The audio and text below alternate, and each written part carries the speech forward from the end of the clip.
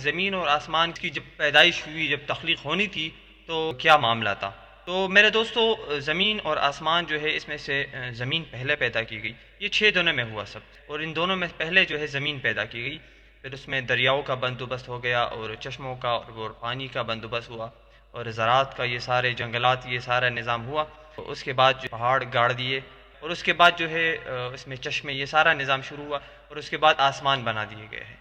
حدیث میں بھی ہے، حضرت ابو ہریرہ رضی اللہ عنہ فرماتے ہیں کہ ایک مرتبہ حضور صلی اللہ علیہ وسلم نے میرا ہاتھ پکڑ کر فرمایا کہ اللہ جل شانہ نے